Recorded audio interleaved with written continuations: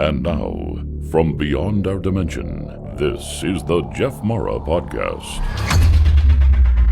Here's Jeff. My guest is Betsy Chasse, mom, best-selling author, and award-winning filmmaker. She is best known as the co-writer, director, and producer of the hit film What the Bleep Do We Know? She is currently in production on the Galileo Project and Killing Buddha the series, which we will talk about and more. Betsy, thank you so much for being my guest and welcome. Thank you so much for having me. Yeah, it's a mouthful. Just a small mouthful. So how did you get involved in combining science and spirituality and being a part of this, genre, which you really weren't in the first place? Yeah, it's a funny story. It's long, but I've come to learn that nothing ever happens by accident. And my birth was filmed for a documentary on natural childbirth. And, through a series of wacky events, I found myself working with Mark and Will on a movie they had called Sacred Science. And I didn't know anything. The joke is how did the least spiritual person on the planet get hired to make what became one of the most successful spiritual movies of all time? But I think it was perfect. Will, Mark, and I each came at the concepts that we were talking about in the Bleep from different places.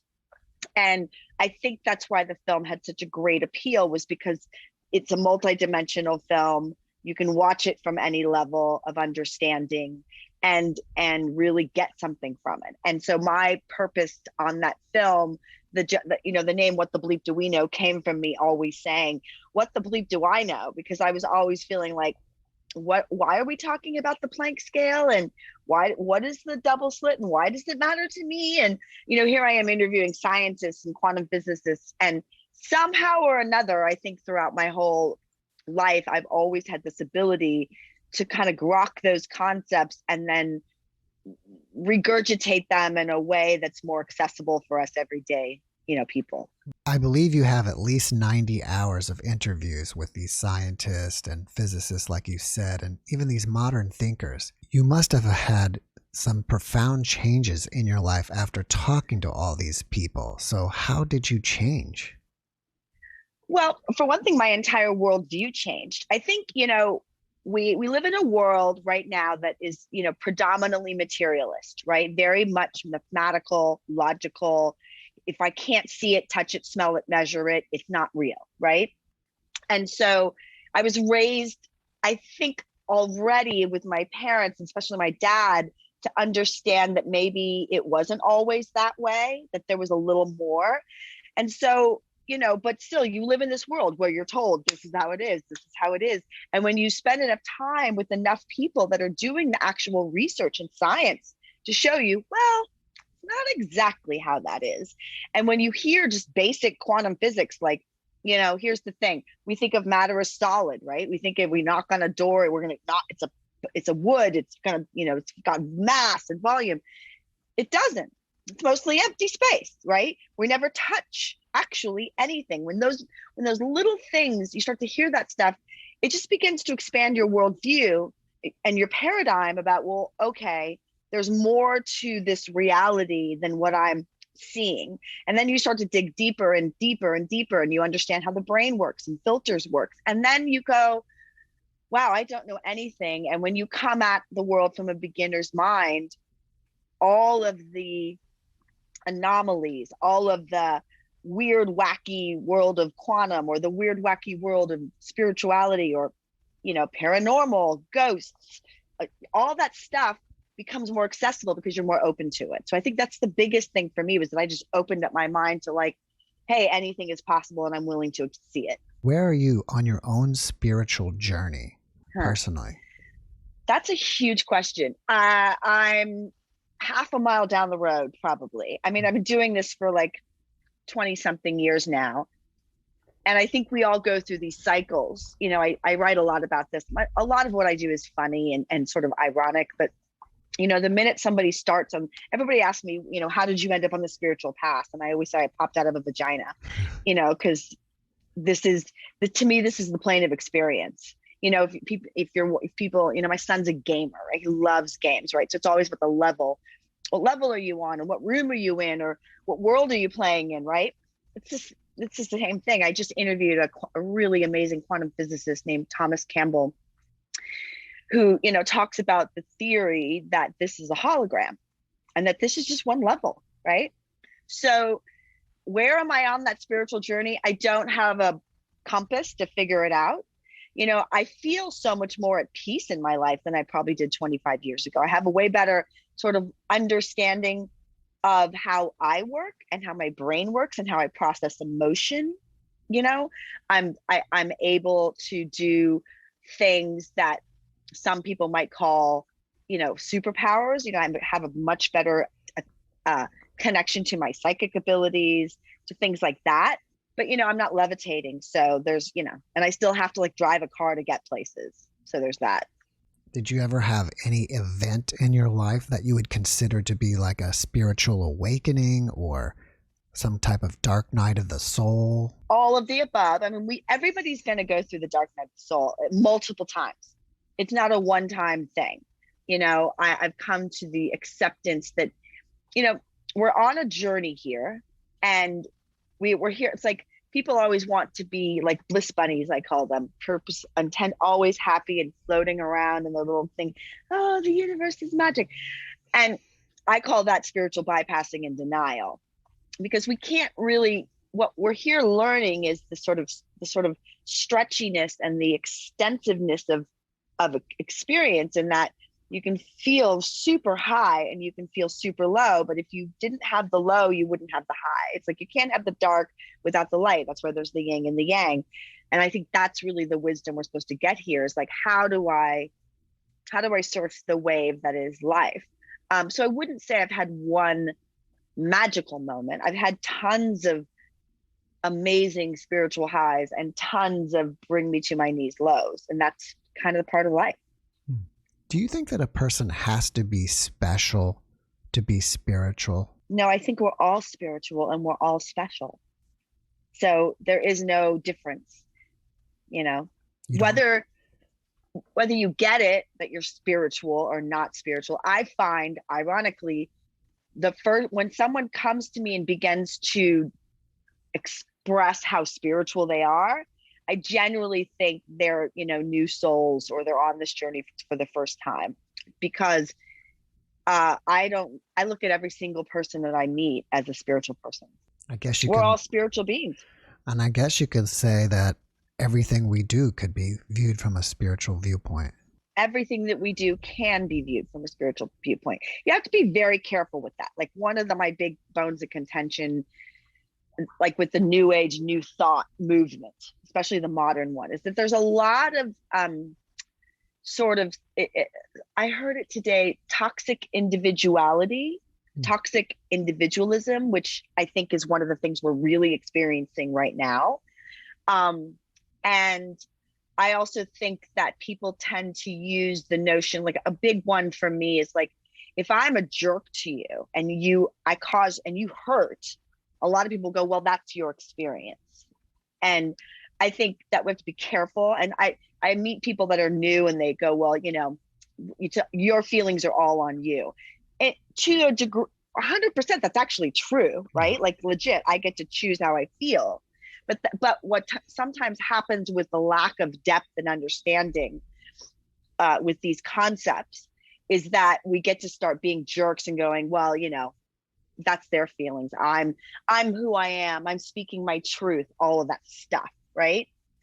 One of the things that I think is important, if you're going to really do the work, so I don't say if you're going to be spiritual, I say if you're going to actually do the work, is like, I tend to go back and try to read the old works and the old texts, because there's depth to it.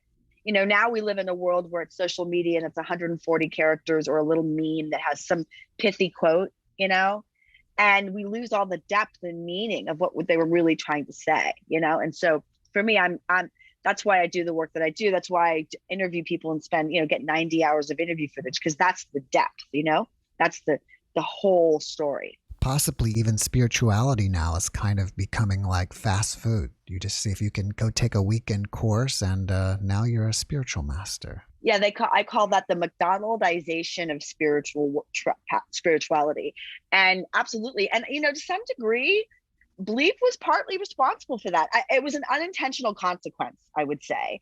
We set out to make a movie to sort of, share and explore some of these concepts. And while, of course, our intention was for it to be successful, I don't think we intended conferences and quantum watches and quantum healing and all this stuff to come from it. And then, of course, there's The Secret, which I think really did, it's great, but it also did a disservice because it oversimplified like the law of attraction and all these, meditate and magically a Mercedes will pop out of your ass. I just did an interview with Dean Radin the other day for my new series.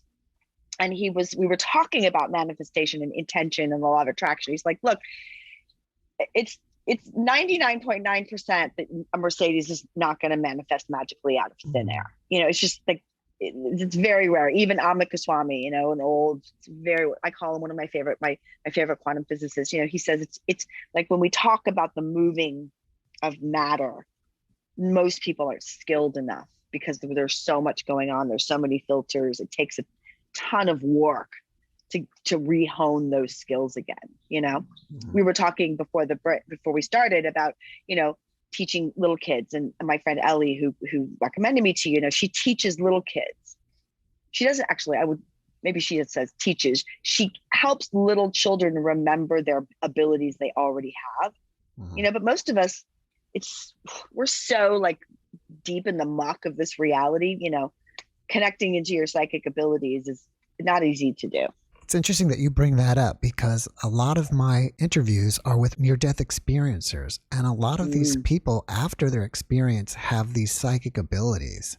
Yeah. And I feel like we all have them. It just sometimes takes a shock to the nervous system to turn them back on. It's like a computer reset, right? Yeah. It's like a reboot. It's like we unplugged and we plugged it back in again, right? And we're like, oh, wow, I have all this stuff I didn't realize, right? So yeah, absolutely. I interview a lot of people for this new series around near death. I just interviewed a really amazing neuroscientist.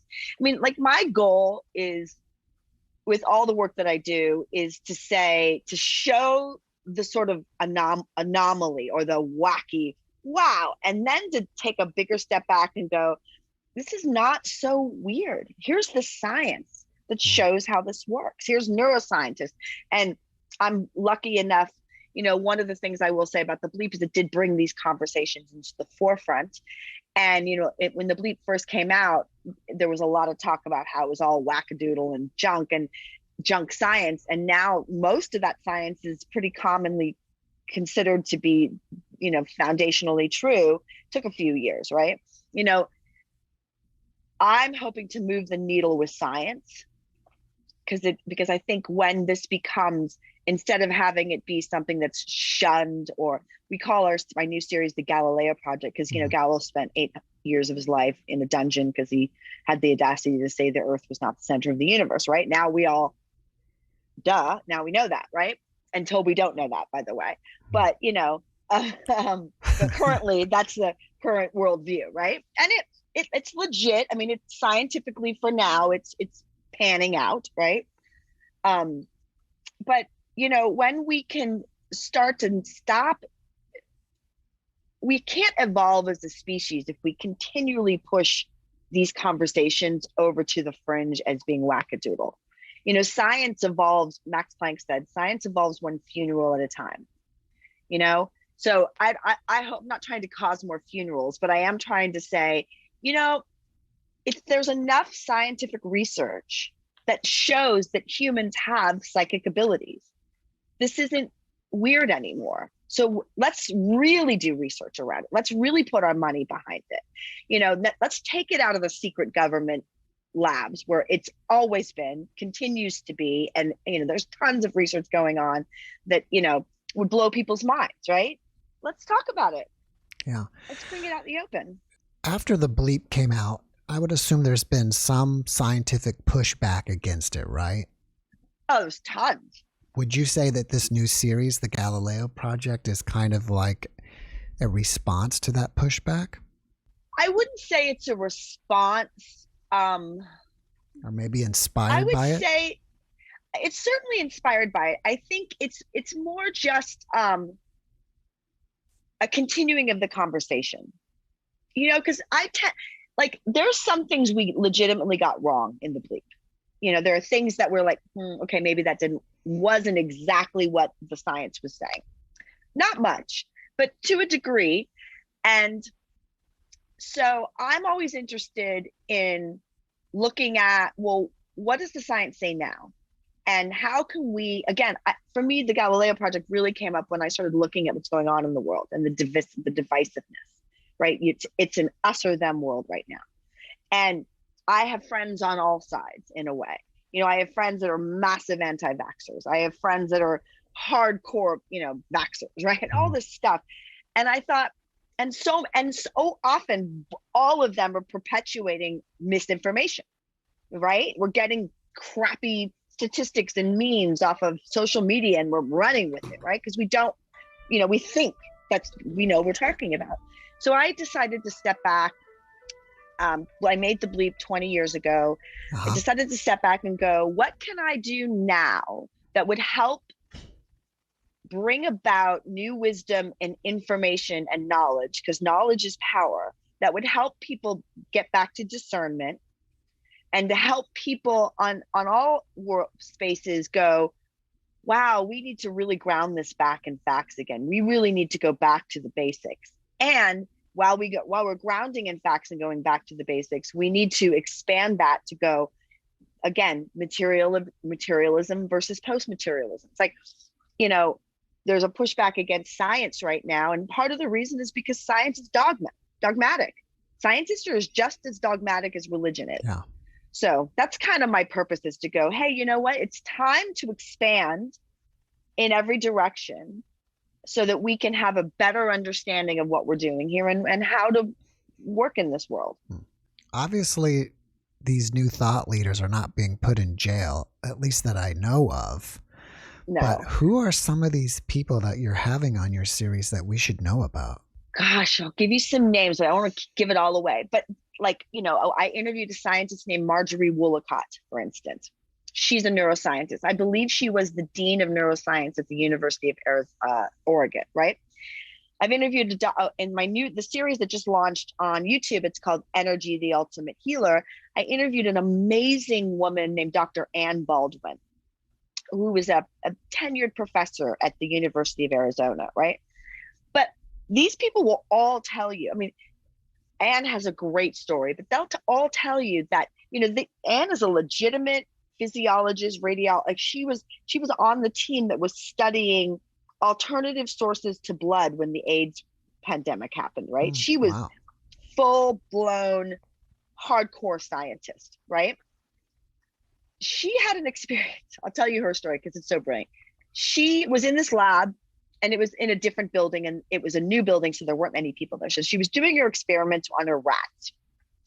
They needed to move her to another building. So they took her and her rats and they moved them into this new building, which had lots of people and it was full and all this stuff was going on. And her rats were freaking out, right? And she couldn't do her studies on the rats because they were having all sorts of anxiety and stress, and it would mess with her controls and all that stuff. She was trying to figure out what to do. And she had this, I think, I'm going to tell this, I think, the way I remember her telling it, but she had someone who was just doing data entry for her. And this woman said to her, we should do Reiki on the rats. And Dr. Ann is like, what are you talking about? Reiki on rats? What is even Reiki? And she's like, well, and she explained what Reiki was, energy healing, blah, blah. And at first, Ann was just kind of like, I'm not doing, that's crazy, right? A few days later, she can't do her studies. She's like, all right, I give up. Let's do the Reiki on the rats. Like, sort of is like almost like a little bit of an aside. The woman does the Reiki on the rats, and the rats she comes in the next day, the rats are fine.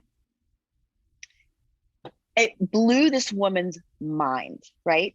So she decides to go, and she gets one of the only condoned, funded study from the National Institute of Health at that time on Reiki, the only one. She does her study. Statistics are off the charts. NIH won't let her publish. Wow. Right? Now all of a sudden, they stop funding, no research. Why? Right? Well, why can't we talk about this stuff? So that's very common, and scientists and researchers run the risk of losing their tenure, being sham. So they're not put in a dungeon, but they're put in a metaphorical dungeon, for sure. Look at some of these scientists. Some of these people are even put in jail. They're run out of the country. The United States is so restrictive.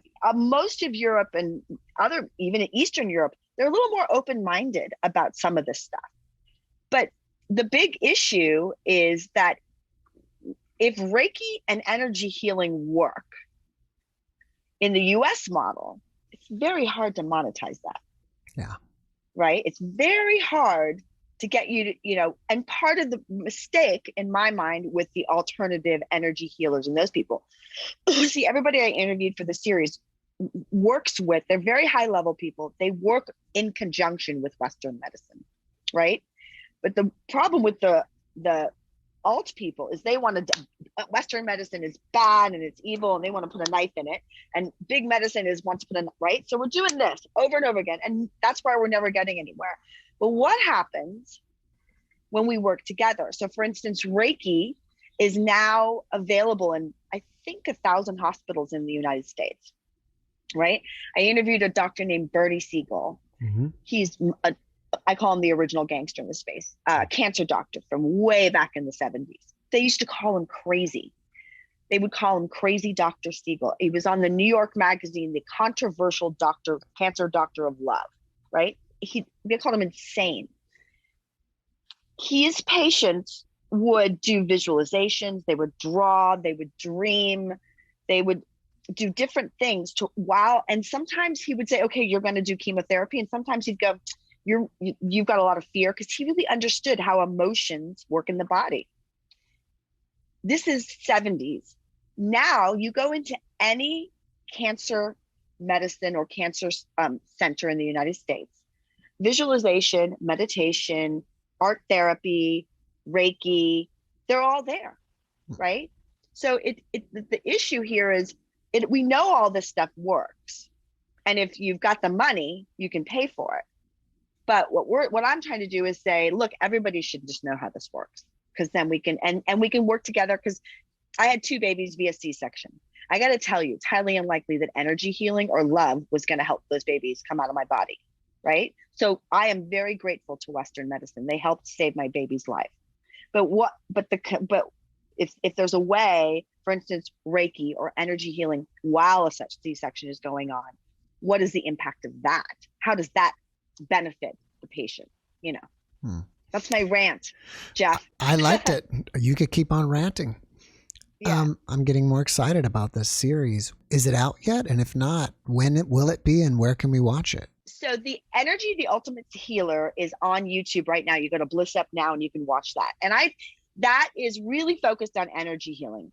And what I did with that series, again, was I wanted to take away the taboo of what energy healing is, because I'm also very cognizant that there's a lot of people out in the world that will call themselves an energy healer, and they're not energy healers. First of all, we can all be energy healers. A good energy healer will never tell you to stop seeing your doctor, unless the doctor's really causing you harm, but that's very rare. A good energy healer will never tell you they're healing you, because they're not. And so Energy, the Ultimate Healer, really starts at the foundation of what is energy and how does it work. And then it takes you on a journey. We follow 4 different energy healers doing work. It takes you on a very intimate journey with those people, as well as a scientific journey to understand how energy healing works. And to give it away at the end, our body is constantly regenerating all of the time. What's happening is everything is frequency, right? Everything has a frequency. Your body has a frequency. And there is a frequency of ease, of like a perfect harmonic frequency, right?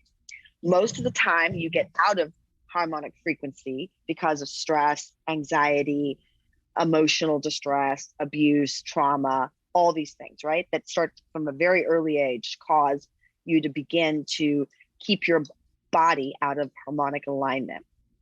What energy healing does is it, with an energy healer or on your own, you are trained to get it back into the frequency. And one of the things they think it is the Schumann resonance of the earth. So the earth has a frequency that it's constantly emitting.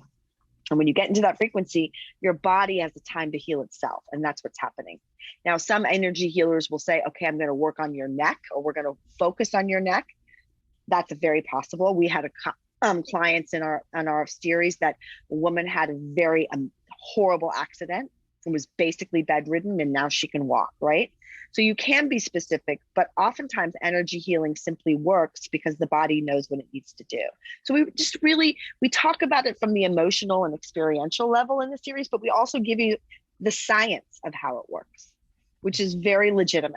Have you had any experience in energy healing yourself? And if so, what were your results like? So I'm going to tell you, one of the things that's really cool is when technology and ancient healing modalities come together, it can be amazing. And this is one of the things that frustrates me about our current system within the US. So Dr. Ann Baldwin is now a Reiki master, and she actually teaches and has written books to teach medical professionals Reiki. So she teaches doctors and people, physicians, everything. So if everyone looks at their little hands, we are actually, not just from our fingers, but we are actually emitting protons and electrons from our bodies, right? That's how we interact. That's how you can feel people, energy. When you say, I feel that person feels weird, you're feeling their stuff, right? That's not woo-woo, that's science. So everybody has, the woo-woo likes to call it an aura. The scientific community calls it a biofield. Okay, so it's the same thing, right? But they want to have cool science language. So we all have this biofield around us. This is not weird. Go to any scientist and they'll tell you, yeah, you have a biofield.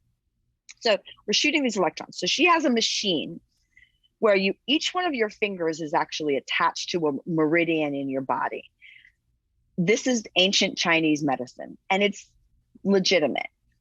Even Western medicine doesn't want to say meridians, but a lot of time doctors are working in the same meridian, same scope of, well, if this is wrong, this is wrong. They just don't call it Chinese medicine.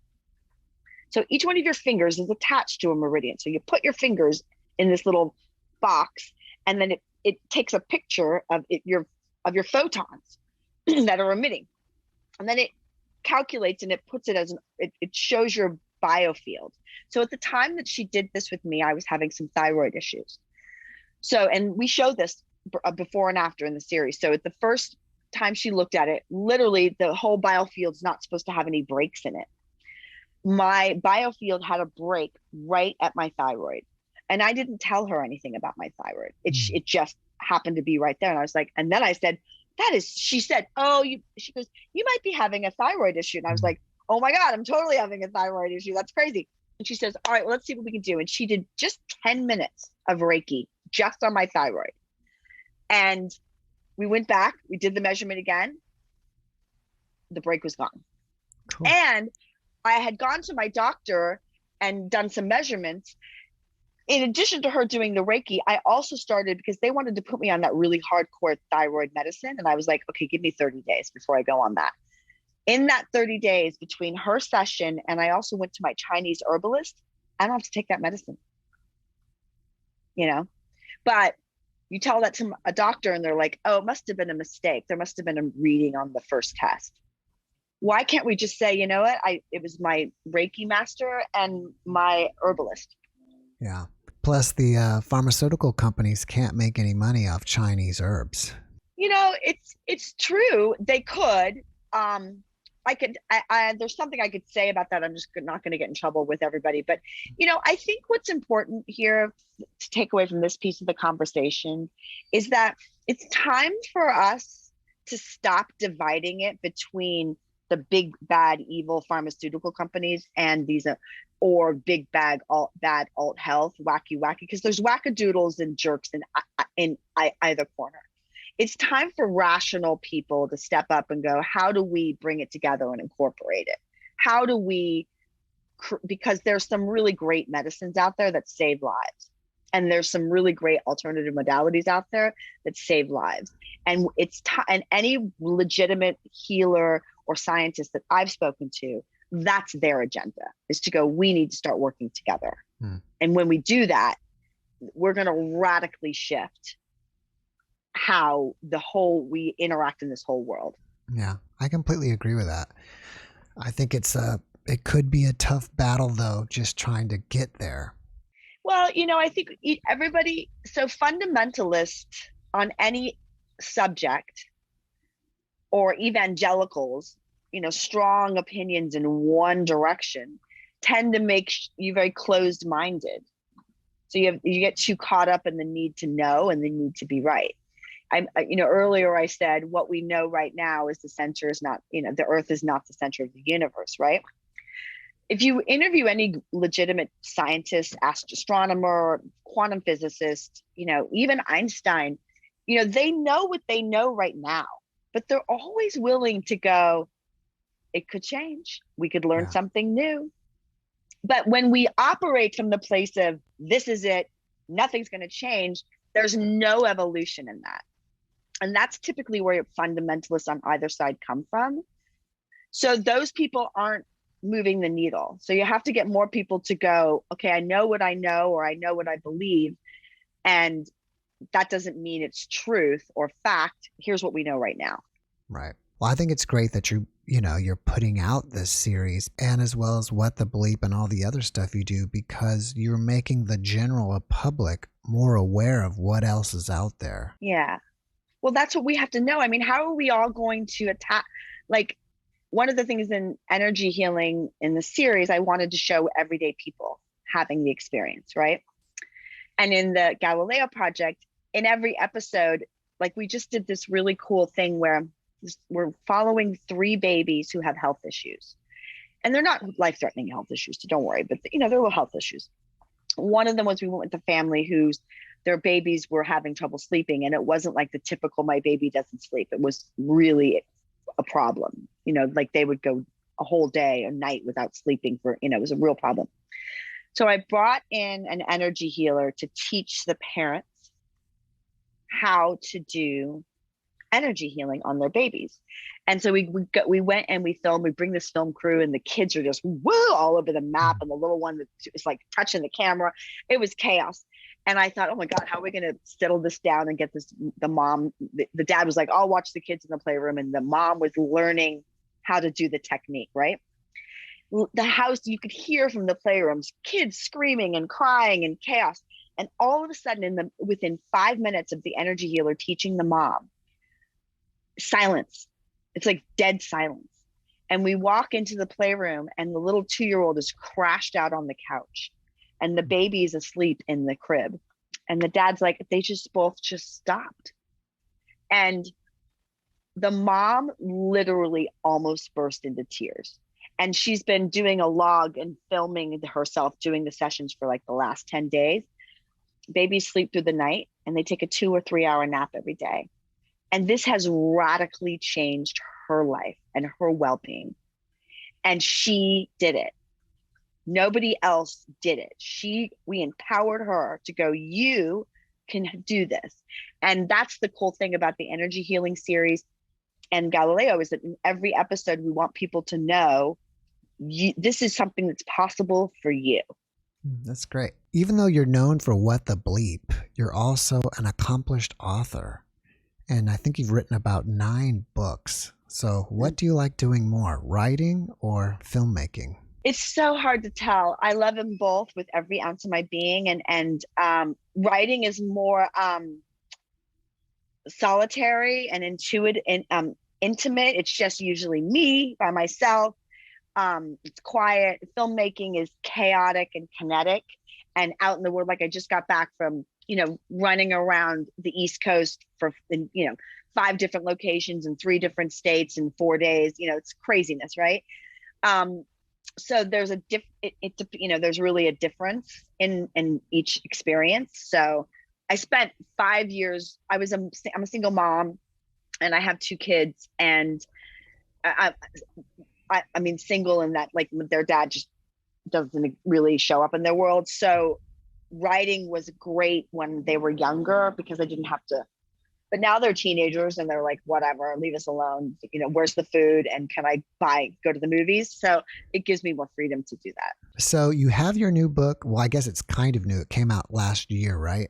Killing Buddha. Yeah. So that title, Killing Buddha, how did you come up with that? It's from a very beautiful Zen koan. If you meet the Buddha along the road, kill him or you'll follow him the rest of your life. And that goes right to the conversation about fundamentalism. You know, we have this tendency to find something and put it on a pedestal and make it our idol and worship it every day. And that's great for a while, but eventually it stops serving us, right? So then we're no longer evolving and we're no longer learning. We're just, you know, the story, this koan goes along to say, kill your mother, kill your father, kill the Buddha. You have to take the wisdom and walk on. And so that is where I got that title from. And that's kind of, the story is a fictional novel. It's kind of a little bit of a memoir, but more of, I've done it as a fictional novel, taking me from what happened, like a generalized, but kind of like what happened when we ended up making What the Bleep. Right. I figure this is like a prequel to your life before that. Exactly. And then I have a book, Tipping Sacred Cows, which came out, which really, if I was going to do it, would be the after the Bleep. What's the next book coming out? Well, I haven't written it yet, but the next book I intend to write is going to be called 50 Shades of What the because I'm in my 50s now. Yeah. And so I figured I'll probably do that close to my 60s, give myself some time in the 50s before I, finish that up. Yeah, I think it's a great idea. Thank you. I had something and then you got me on the 50 Shades and I forgot my questions. And I don't know where to go next. My friends always say to me that if everything else fails in my career, I'm good at coming up with titles. Yeah. So I figure I can always fall back on that. I agree. You've listened to all these people and you've got to have some of your own opinions on different stuff. For example, what is your definition of consciousness? Oh God, I've been asking every scientist on the planet that. From a materialist perspective, we don't know. Materialists will tell you, for the most part, that consciousness is a byproduct of the brain. That people that have near-death experiences typically are having some sort of like hallucinogenic dream.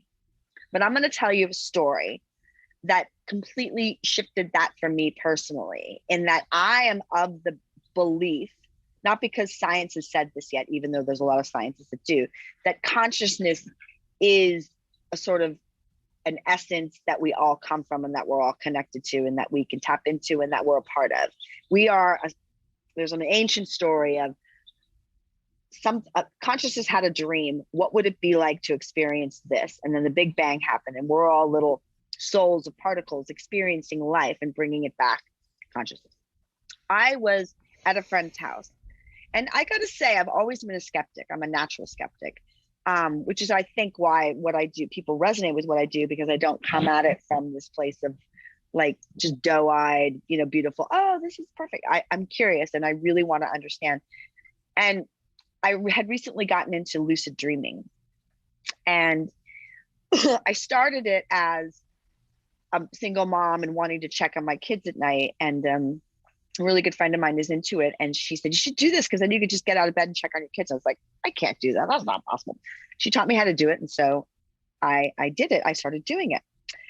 And I hadn't done it for a few years. And I went to stay with a friend, and it was after the pandemic. And I hadn't been away from my kids in a couple of years because we were all, I was literally with my kids all the time for like, a year and a half. Right. So I went to my friend's house and I was going to bed and I thought, gosh, I want to check on my kids. And one of the things that I did in my lucid dreaming was like, if your brain gets in the way of like, how do I travel? So I built myself an airport. Sorry, my doggy is barking. That's right. So I built myself an airport in my dream. And so I go to my airport and I'm going to visit my kids, and I'm come back from visiting my kids, checking on them. And I'm in my airport and I hear somebody screaming, Betsy, Betsy. And I'm like, that's weird. People, nobody usually is in my airport. It's just me. What's going on? And I hear this, and my friend, I sit up. My friend is like, is everything okay? And then I hear again, Betsy, Betsy. And my friend says, wow, there's somebody outside screaming your name. Hmm. And I was like, it's outside? I'm awake? He's like, yeah, you're awake. Betsy. And I was like, oh. And he looks out the window and he's like, wow, the homeless guy that lives on the corner of my street is screaming your name. And I was like, is he schizophrenic? Do you think he's like, oh yeah, he's totally nuts. I'm like, oh no, he's not nuts. I have to go. And I laid back down because I realized that, a lot of people will say schizophrenics are crazy, nutty people. They're just seeing other realities. And somehow or another in my airport, I crossed his path and he could see me. And then I disappeared. And I must have had some interaction with him that I didn't remember. So I went back to sleep. I woke up the next day. He was like baffled. We went to breakfast. The homeless guy walks up. We're sitting outside. He's like, hey, Betsy, how are you? And it was at that moment that I knew, like, all this story about this is real and dreams are, and all that stuff's just crazy psychosis. I'm like, nope, there's something much bigger going on. That was like, for me, the experience that solidified that consciousness isn't some byproduct of the brain. It isn't an accident. And it plays a massive role in who and what we are and why we're doing what we're doing. That's an amazing story. I'm not sure if you're lucid dreaming or having an out-of-body experience. Well, it could be both. Yeah. They're a little bit of both, but I do it through lucid. I enter in through dream state. So do you when you go to bed, are you already like thinking that I'm going to travel before you go to bed? Yeah. So you set an intention. Yeah. You set an intention. I mean, you can go, there are, Kelly Sullivan Walden, I'm actually going to her lucid dreaming event on Sunday night. She, they'll take you through guided meditations to help you. You can do it yourself. I set an intent. I try. I mean, there are days where I'm like, forget it, I'm going to bed. But I try not to do anything unintentionally anymore, because there's also science that tells you that your intention impacts the field, right? Yeah. It's not always going to be perfect because somebody else has an intention and there's a lot of competing intentions. But I will not try to lay down to go to sleep consciously with okay, what am I working on? What do I want to know? What is it that I'd like to understand and become aware of or have some wisdom on, or, hey, I'm going to go to my airport and see my kids. That's cool. When I first started this podcast, I was kind of on the thought that, okay, an out-of-body experience is your consciousness leaving your body. And it was like a dual system, like, your conscious is separate from your body. But as I talk to more people, I think along the lines of, as your body is a manifestation of your consciousness in this realm. Where are you at on that? Yeah, well, think of it like this. Everything is consciousness. So it's not that my body is separate from my soul or my body is separate from consciousness. It's a part of it. So I have the ability just sitting here to tap into another. We have to think, our brains are forcing us to think in linear terms, right? So if I want to go over there, that's why I had to build the airport. I had to create a way to go, because that's what my brain needed. I know friends who just close their eyes and boom, they're, somewhere else. They don't need, but our brains are incredibly linear machines, right? They're designed that way. It's a beautiful design, because if we weren't linear, we'd go nuts here. I mean, if you look at Kirlian photography and you look at they take x-rays, for instance, of your body, or when they take an MRI, the MRI actually sees the biofield. They cut that out when they go show it to a doctor, right? But wow. If we saw that all the time, we think we'd go nuts, right? And that's what schizophrenics do. That's why schizophrenics, most of the time they're schizophrenic, is because their brain is missing a filter. So when you start to realize that it's all just is, and it's all collapsed into one, there's no going anywhere.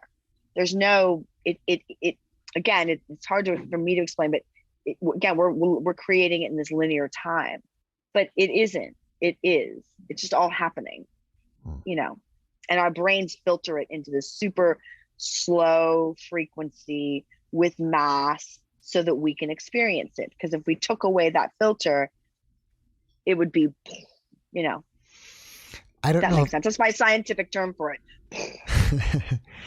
I don't know if you've got into this subject, but sometimes my near-death experiencers on the other side encounter non-human intelligences, whether they're angels, aliens, Yes. whatever kind of energetic beings. What is your opinion on that?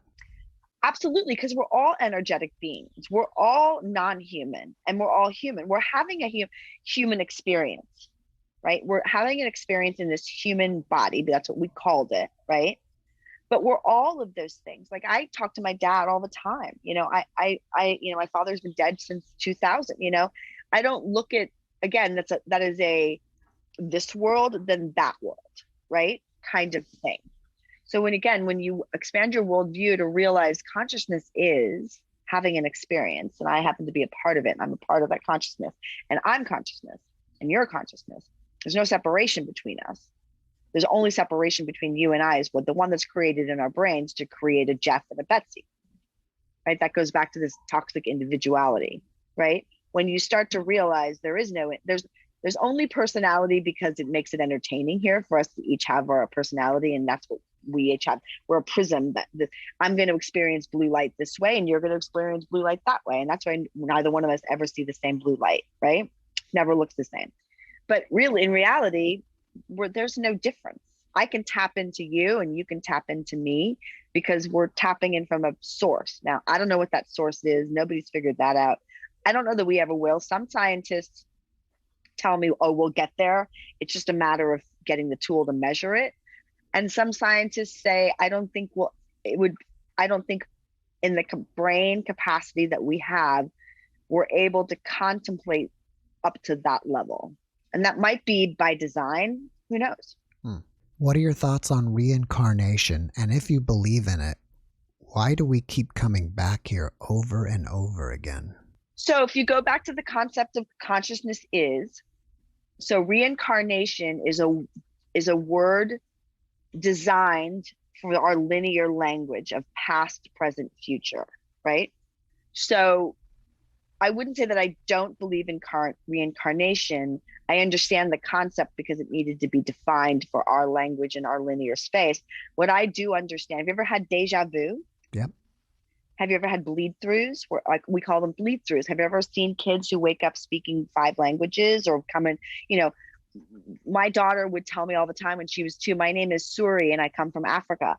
I had just come from Africa the week before I found out I was pregnant, right? So to me, it's not, there's a great old books by a gentleman named Alvin Schwartz, who passed a few years ago. And he wrote a series of books. The first one was called The Unlikely Prophet. And the second one was called A Gathering of Selves. And in The Gathering of Selves, he has to jump. He looks at, think of string theory or stacked reality idea. He had to learn to jump. He was one of the original comic book writers for Batman, like in the 40s and 50s. It's like, he's passed now.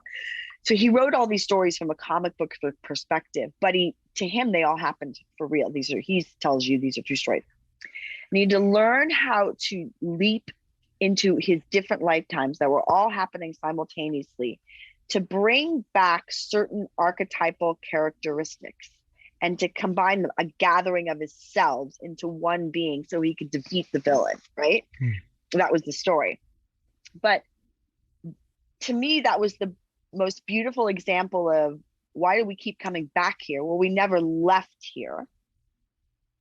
There's just different versions of us having different experiences that are similar to our sort of frequency, but they're just having different experience, but they're not in the past or the future. They are. It's all now. Right. Like, that's why if you think of, people talk about ancestral healing, or how is it that you can do something now that affects the past and the future? Again, we're talking about our own, because we have a linear perspective on reality, we have to always put things in these boxes that make sense in our linear language. But I look at it as, oh yeah, I, for all I know, I could be, uh, a slave or a queen, or I love how people that talk about reincarnation were always kings and queens in their last lives, but beyond that, who knows what I'm doing in other lifetimes. Right. All right, Betsy, where can people find out more about you? Like your website, what is it called? BetsyChasse.net, and I'm at Betsy Chasse on every social media platform. Perfect. Before we finish up, can you leave us with one last positive message? Yes. My favorite quote is by an author named Jack Kerouac.